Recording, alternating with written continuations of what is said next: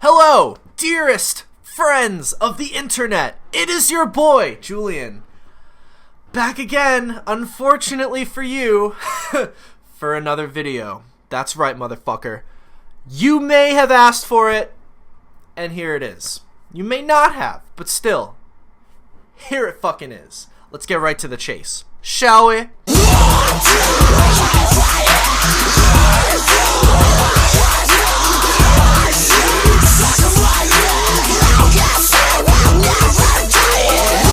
The late 2000s were a truly interesting time for music and culture.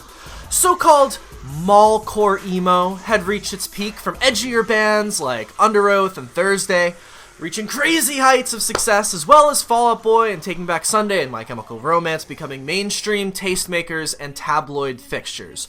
Obviously. Metalcore and post-hardcore subgenres were also flourishing around this time. Bands like Bring Me the Horizon and Drop Dead Gorgeous and Chiodos were selling out clubs across America, as well as the world, and racking up millions of plays on websites such as MySpace. As this Warped Tour alternative press extravaganza was flourishing, plenty of wild offshoots of this style came to be, especially considering this was the first time that building a home studio with just a USB mic and a recording software was cheaper and easier to accomplish than ever. And with websites like Pure Volume and MySpace being places where you could literally launch successful music careers without even playing shows with the right marketing and dedication. Any kid's bedroom project had the chance of blowing up and being the next big thing, and everyone was trying to cash in on the next wild new trend. In comes BROKENCYDE.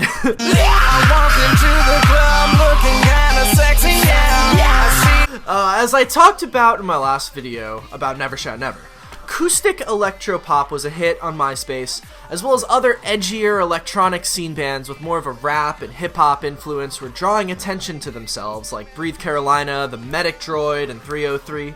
Probably the most polarizing and downright silly of these acts were BROKENCYDE, four boys from New Mexico mixing the heavier vocal styles of bands like Chiodos and The Devil Wears Prada, specifically the screaming vocals and catchy pop auto-tune vocals, over heavy rap beats containing more of an influence from southern, crunk, party-styled rap groups like Lil Jon and the East Side Boys and the Yin Yang Twins.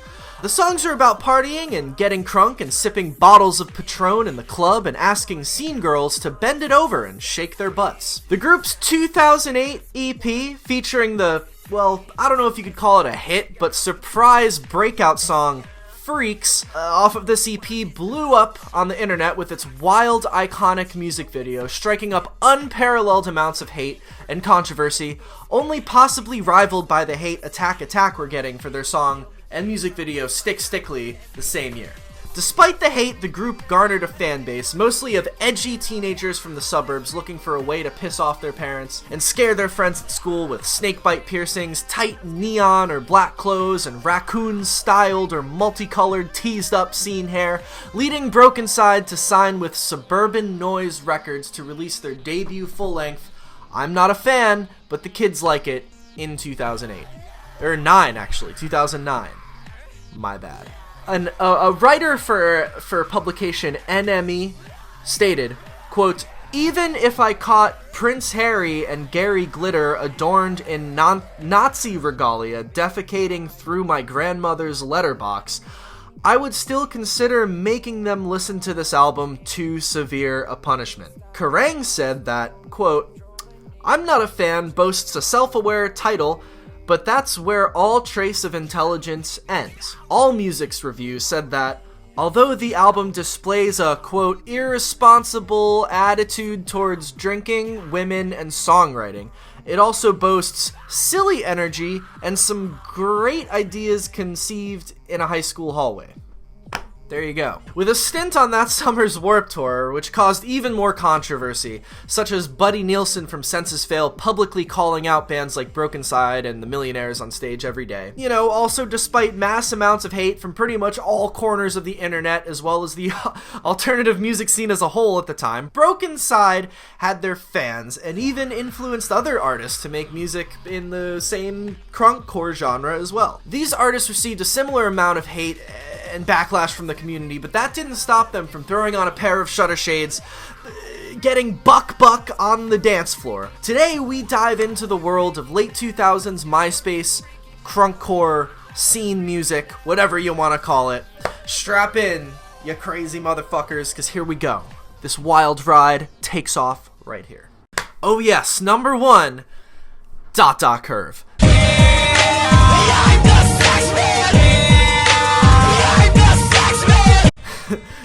Curve were a group from Greenwood, Indiana, who started posting CRUNKCORE songs such as Scene Kid, and Yeah, I'm the Sex on MySpace in 2008, gaining traction on the internet very quickly before signing to Standby Records for the release of their debut record, Till the Wheels Fall Off, in 2009. I'm not gonna lie, when I listen to ... Curve, it sounds like some scene kid in Indiana who has never written songs before and just heard BROKENCYDE and decided, hey, I can do this too. And that's probably exactly what ... Curve was. Seeing as how popular ... Curve was on MySpace at the time, I remember it, it seems like most of their talent lied in internet self-promotion as opposed to actual songwriting talent. Let's take a look at some lyrics written by Spanky, the main lyricist and ringleader of ...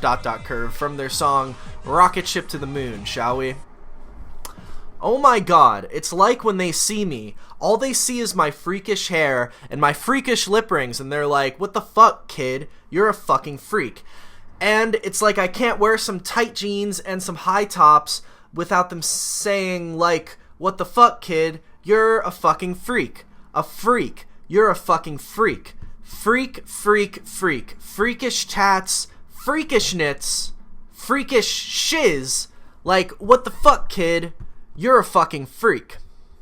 You know what? I actually can't be too mad about this. If you look closely into it, this is a kid who was so dedicated to the counterculture of the time and being himself, probably getting a lot of hate from the jocks and bros at the mall for his skinny jeans and two-toned hair, that he just had to unleash his anger and fury over hot, BROKENCYDE-inspired crunk beats. Curve's lyrical content, at least on their 2009 debut, focuses way more on haters than BROKENCYDE's affinity for writing lyrics about popping bottles in the club and pouring moe over scene girls' butts. Instead, ... Curve were all about being a freak and a scene kid and looking freaky and getting hated on because of it, but not changing your ways. Putting those middle fingers up to all the haters, if you will. Because you know that deep down, in your heart, being yourself is all that counts. Were ... Curve trying to be empowering? I don't know. But if you take a step back, you know, and just let it soak in, that's what I get from it. That's what I get from this music, ... Curve. I ain't exactly super mad about it. That being said, this album is incredibly goofy. Not much raw talent lied within these songs, except for the surprisingly good instrumentals made by ... Curve DJ and sidekick J-Rec. However, it's a lot of fun and sounds like the kind of screaming me and my friends used to do as a joke when we would ride around, blunt cruising through the burbs, lost in scene culture and youthful ignorance. Hats off to you, ... Curve. I'm not hating on ya. Alright, now time to talk about some real music. Am I right? The Millionaires.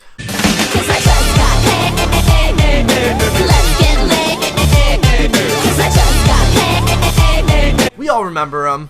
They made waves. Come on. Truly inspiring and ahead of their time, if you ask me. They came right out of the gates with their debut EP, Bling Bling Bling, in 2008, featuring hits such as I Like Money and Alcohol. Things blew up rather quickly for them on MySpace, which led to the release of their 2009 EP, Just Got Paid, Let's Get Laid, on Pete Wentz's label, Decadence Records, as well as a stint on the 2009 Warped Tour, which, as I stated earlier, BROKENCYDE were also on this tour, causing lots of controversy amongst OGs in the scene. However, the Millionaires brought something a little different to the CRUNKCORE scene, primarily because they were the first women to do this sound. Let me quote a line from Just Got Paid, Let's Get Laid, shall I?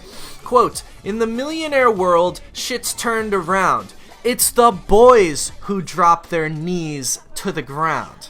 I'll just let that sink in with you for a second. There was no screaming or hardcore and screamo influence in the Millionaires, and it was way more of a pop and rap direction than BROKENCYDE or ... Curve. However, their style fit into the Warped Tour and alternative press scene a lot more due to their edgy scene aesthetics and explicit lyricism. They're probably the only artist from the scene that I can honestly still listen to this day without a shred of irony. The songs are fun and catchy and don't leave me feeling like I have to go take a shower like what happens when I listen to BROKENCYDE. The Millionaires released their third EP Cash Only in 2010 and didn't release anything after that until their delayed debut album called Tonight in 2013. Taking such a long time to release their debut, as well as MySpace and scene culture all but dying out by the time they released it, didn't help a lot towards their hype, and it had kind of waned at this point. However, the Millionaires are still around today, quietly doing their thing. Anyone who hated on the Millionaires back in the day were probably just jealous haters. The Millionaires know this and will call you out on it. They have stood the test of time, in my eyes. Thank you, Millionaires, for all that you've done for the music world, all the empowerment that you've given us over the years. It has not been forgotten, and it will not go unnoticed. Boom. Alright, next up, Mr. Jeffree Star. Spit on the dance floor to know where you are. Slip to the beat cause you wanna go far. Much like the Millionaires, Jeffree did not scream too often or have much of a screamo influence like BROKENCYDE or ... Curve. But before he became a multi-millionaire with his makeup line as well as a YouTube success, he was playing for crowds on the Warped Tour and hanging out with people like Hannah Beth and Jack Vanek and Kat Von D. Jeffree started his music career with his first EP, Plastic Surgery Slumber Party, which came out in 2007.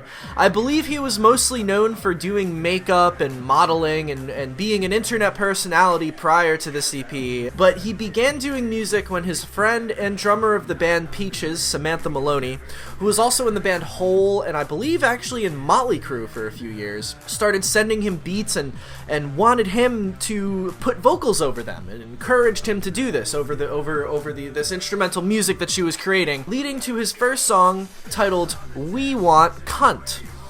He put this song on MySpace. The reception was good, which led to his first EP, as well as his second EP called Cupcakes Taste Like Violence, which came out the following year, 2008. During this time, it seems like Jeffree was everywhere. His old MySpace pictures were iconic. He was pretty much the king of MySpace, right up there with Christopher Drew, I would say. I personally have walked past him at several Warped Tours back in the day. Performances featuring random dudes wearing Speedos on stage and singing lyrics like, "Spit on it, then sit, Obama's rubbing my clit," definitely brought attention to the androgynous young star. Jeffree released his first and only full-length record in 2009 on Popsicle Records titled Beauty Killer, which debuted at number 122 on the Billboard 200. The future seemed good for Jeffree at this time, signing to Akon's label a year later, with Akon describing Jeffree as the next Lady Gaga. He had plans to make a second album and become a true star. However, due to certain complications with the label, the album never happened besides one single called Prom Night. Apparently, according to Jeffree, he went all but broke during this time and left the music industry entirely in 2013. He has since described signing with Akon as being the biggest mistake he's ever made. Despite this, Jeffree has refused to fall off, reaching more success than he ever did with music and with his makeup line, and also becoming a very successful YouTube personality, flaunting a budding relationship with YouTube king Shane Dawson as well. Shane even did a video series on the life of Jeffree where Jeffree said he is thinking about making music again. So listen, there were a lot more artists during this time. Those 3 or 4, I guess, I feel like were the big kahunas, if you will, but I was around back then. I remember a lot of it on MySpace. There was Blood on the Dance Floor, who, kind of stemming from what I just talked about, huge piece of shit. Davi Vanity, I don't even want to talk about Blood on the Dance Floor in this video, because, like,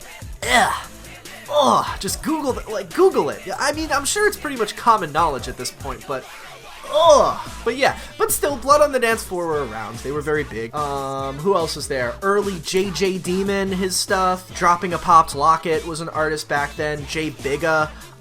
One of my favorite of the underrated ones was Scotty Vanity, who little is known about him, but he put out an EP called Eyeliner is Spiffy. in 2008, which is honestly iconic. I don't know why more people don't know about this EP. It has the kind of hit classic song, I Like Your Hair. Hey there, I like your hair. Who does your hair? I wanna go there. There was a big wave of this back then. It's interesting because it was laughed at the time. It was even more laughed at for maybe 5 years following the demise of this kind of music, which I would say it ended around 2011, 2012. But nowadays, if you look at artists like Lil Peep, or Juice WRLD, or Suicide Boys, right? This whole wave of emo rappers, trap music with auto-tuned emo vocals, and some of them scream, and they have the exact same aesthetic of these artists that it was so uncool and so unpopular to like back in the day. How exactly did that happen? It kind of pisses me. It doesn't piss me off. I think it's cool, but here's my take on it. I went through the shame and embarrassment and humiliation of listening to Curve when I was in 7th grade. That shit was the opposite of cool back in the day. And now these little fucking kids, you know what I mean, took BROKENCYDE and shifted it a little bit and now are riding that to the top of the charts. It's like, you're welcome, motherfuckers. My generation fucking crawled so y'all could run. But trust me, this shit was not cool to listen to back in the day. BROKENCYDE were probably the most hated band, maybe even more than Attack Attack were. It's interesting how something that when I was a kid that was the most hated on thing is now like probably the most popular and trendy thing out there. How the fuck did that happen? Anyways, before I keep rambling on and on, this has been me talking about the CRUNKCORE scene, some main artists from back in the day that made waves, and how that kind of evolved into where rap and hip hop is at today. It's interesting. It's an interesting thing to think about. And yeah, I hope you enjoyed this video. I will be back very soon for a lot more videos. I've got a lot of ideas up in this noggin, so I'm gonna try to make them as much as I can. Anyway, I hope you have a beautiful day. Stay awesome. I don't have any catchphrases or anything that I can leave you off with, but it's been your boy Julian. Have a wonderful day.